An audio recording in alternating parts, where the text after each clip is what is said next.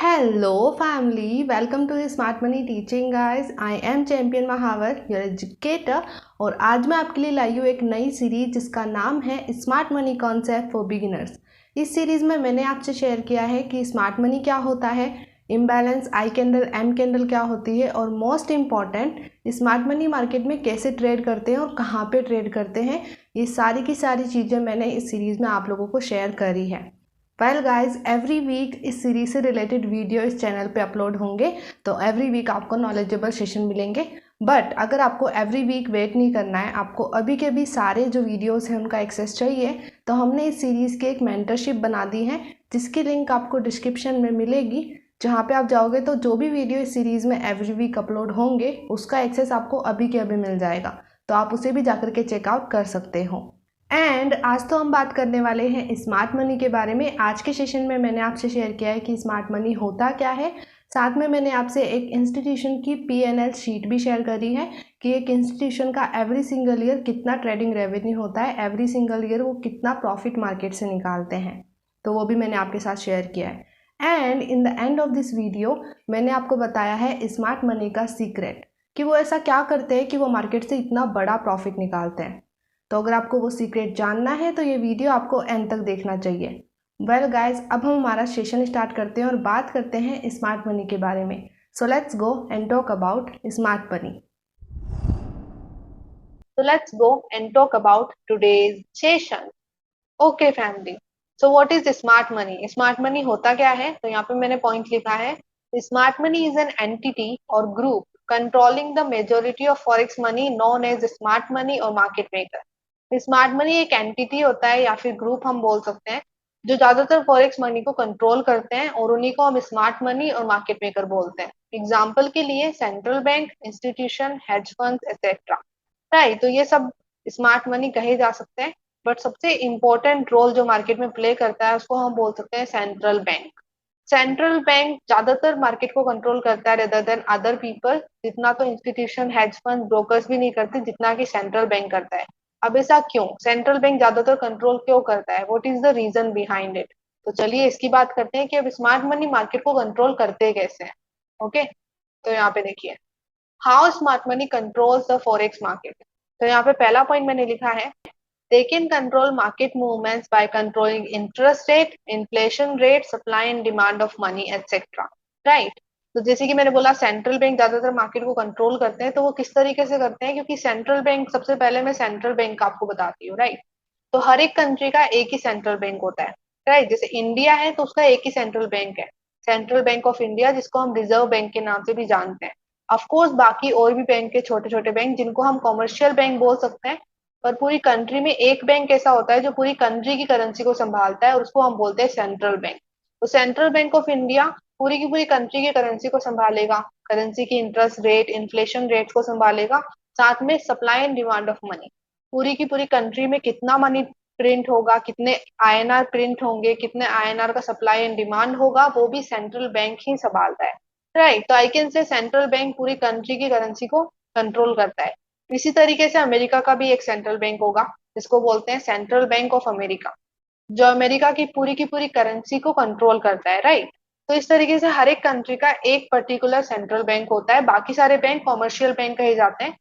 Right, तो central bank पूरी की पूरी कंट्री की करेंसी को कंट्रोल कर रहे हैं, interest rate, inflation rate, supply and demand भी वही कंट्रोल करते हैं। तो ऑफकोर्स फॉरेक्स मार्केट में ज्यादातर कंट्रोल उनका होगा। क्यों, क्योंकि फॉरेक्स मार्केट में हम किसको ट्रेड करते हैं, करेंसीज को ट्रेड करते हैं, और करेंसीज को कंट्रोल कौन कर रहा है, सेंट्रल बैंक। तो इसलिए ज्यादातर मार्केट में जो कंट्रोल होता है वो उनका होता है। Right, second point, they have large capital of money to move the market in any direction and manipulate people to take advantage of most people। उनके पास इतना मनी है, उनका अकाउंट इतना बड़ा होता है, कैपिटल का मतलब है बड़ा अकाउंट। राइट, तो उनके पास इतना मनी होता है कि वो मार्केट को किसी भी डायरेक्शन में मूव करवा सकते हैं।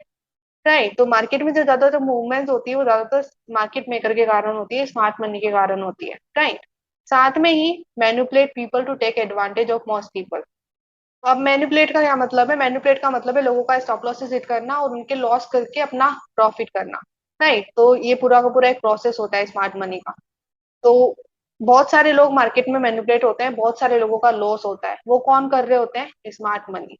राइट, तो ये पूरा का पूरा एक प्रोसेस है। तो उनके पास इतना मनी है कि वो लोगों को लॉस भी करवा सकते हैं और खुद का प्रॉफिट कर सकते हैं, और वो मार्केट को किसी भी डायरेक्शन में मूव करवा सकते हैं, राइट। साथ में ही next point, they have big capital that they can allow the market to go against them.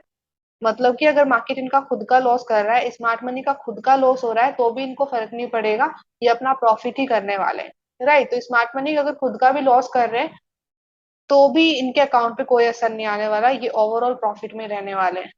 तो इस तरीके से ये पूरा का पूरा मार्केट को कंट्रोल करते हैं, right. And next point, they always win in the market. Smart money कभी भी मार्केट में अपना खुद का लॉस नहीं होने देता। मार्केट को ज्यादातर यही कंट्रोल कर रहे हैं, मार्केट को किसी भी डायरेक्शन में मूव करवा सकते हैं, तो ये खुद का लॉस क्यों होने देंगे। तो ये मार्केट को किसी भी डायरेक्शन में मूव करवा के अपना प्रॉफिट ही करते हैं, ये कभी भी खुद का लॉस नहीं होने देते, राइट। अब मैं बताती हूँ कि जो सेंट्रल बैंक है वो कितना मार्केट से मनी निकालते हैं एवरी सिंगल ईयर, उनका ट्रेडिंग रेवेन्यू कितना होता है।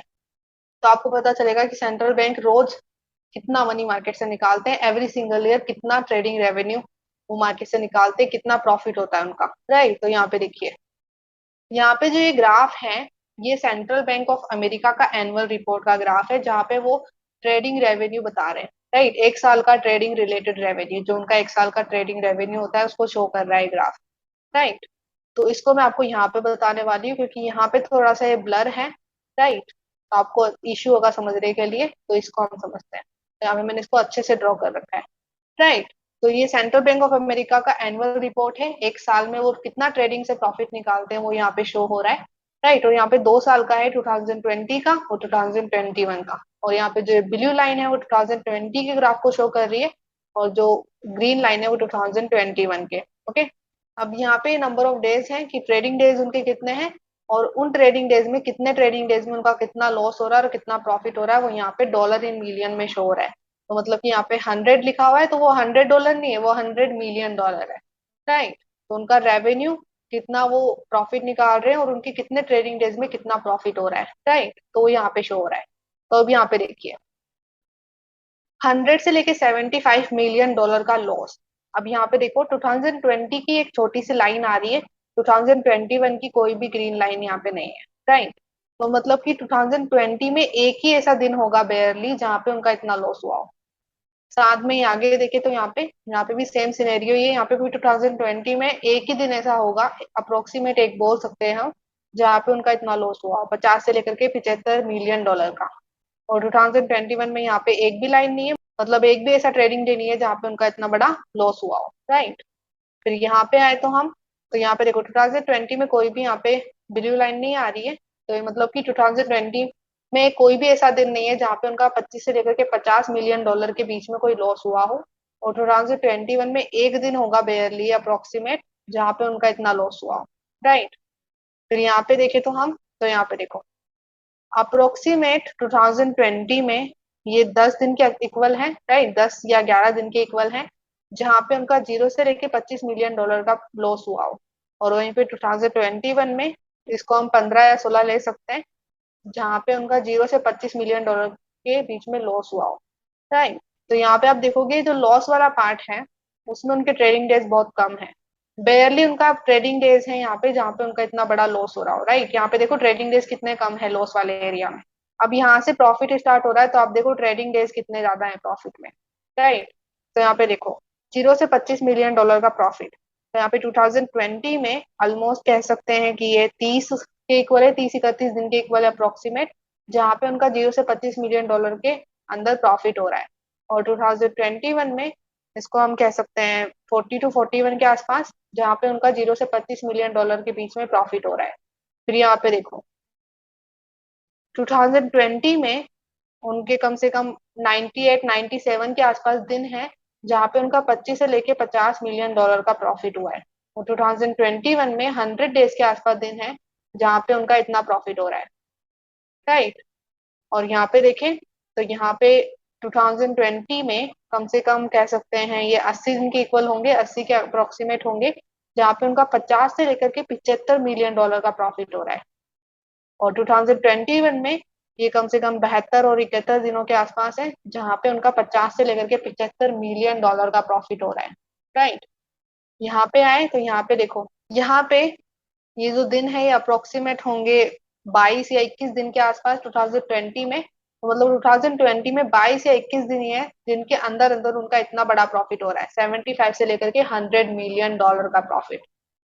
और 2021 में बेयरली ये 21 या 20 दिनों के आसपास होगा जहां पे उनका 75 से लेकर के $100 मिलियन का प्रॉफिट हो रहा है। और ये वाला देखिए, यहाँ पे 2020 में कम से कम 15 या 14 दिन के आसपास है जहाँ पे उनका 100 मिलियन और उससे ज्यादा का प्रॉफिट हो रहा है। और 2021 में कम से कम 19-20 के आसपास होंगे अप्रोक्सीमेट डेज जहाँ पे उनका $100 मिलियन से ज्यादा का प्रॉफिट हो रहा है।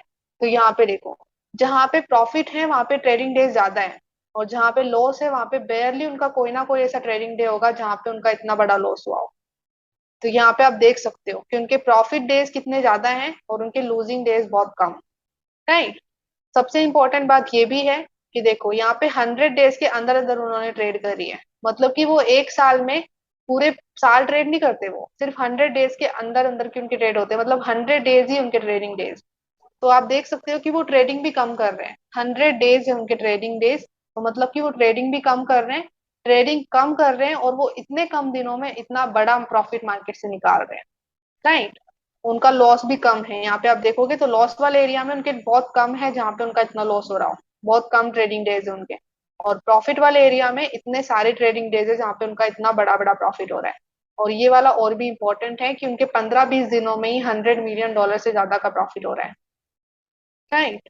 तो वो लोग ट्रेड भी कम करते हैं, बहुत ही कम ट्रेड करते हैं, स्मार्ट मनी रोज ट्रेड नहीं करते, बट इतनी कम ट्रेड करके भी वो मार्केट से इतना बड़ा प्रॉफिट निकालते हैं। तो ऐसा कैसे होता है, कैसे वो मार्केट से $100 मिलियन से ज्यादा का प्रॉफिट निकाल पा रहे हैं हर साल, every single year, every year उनका इतना प्रॉफिट निकलता है।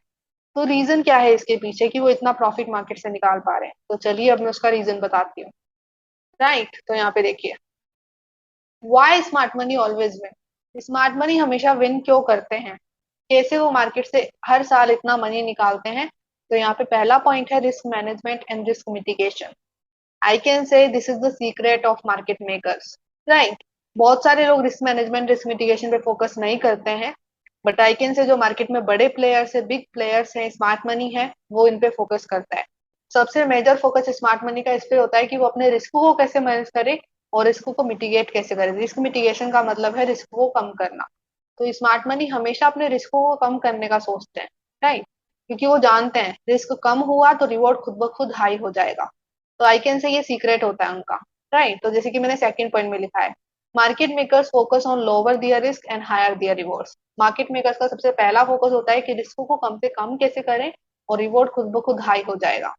Third point, they create a whole loop in the market to take advantage of retailers and use their money for their own profit. अब देखिए गाइस, मार्केट जो move कर रहा है ना, मार्केट में जो भी मूवमेंट्स हो रही है उसके पीछे कुछ ना कुछ चल रहा है। ऐसे नहीं कि मार्केट सिर्फ रैंडमली मूव करता है, कोई भी मार्केट में मूवमेंट रैंडमली नहीं होती है, उसके पीछे पूरा का पूरा एक प्लान होता है। राइट। तो स्मार्ट मनी मार्केट में एक ऐसा लूप क्रिएट करते हैं जिससे वो रिटेलर्स का फायदा उठाते हैं। जैसे मैंने ये लिखा है थर्ड पॉइंट में, they create a whole loop in the market to take advantage of retailers and use their money for their own profit। जो स्मार्ट मनी उन्होंने पूरा का पूरा एक लूप क्रिएट कर रखा है मार्केट में, जिसमें वो रिटेलर्स का एडवांटेज उठाते हैं और उनके मनी को अपने प्रॉफिट में यूज करते हैं। राइट। अगर आप देखोगे तो एवरी सिंगल डे जो फॉरेक्स ट्रेडिंग करते हैं लोग, उनमें से 80% लोगों का लॉस होता है, ओनली 20% लोगों का प्रॉफिट हो पाता है। तो जो 80% लोग हैं वो रिटेलर्स हैं जिनका लॉस हो रहा है और उनके मनी को वो प्रॉफिट में यूज कर रहे होते हैं, खुद का प्रॉफिट कर रहे होते हैं। राइट।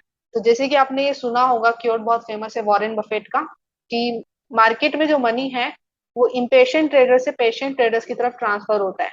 और ये सही है, फॉरेक्स मार्केट में भी सेम हो रहा है।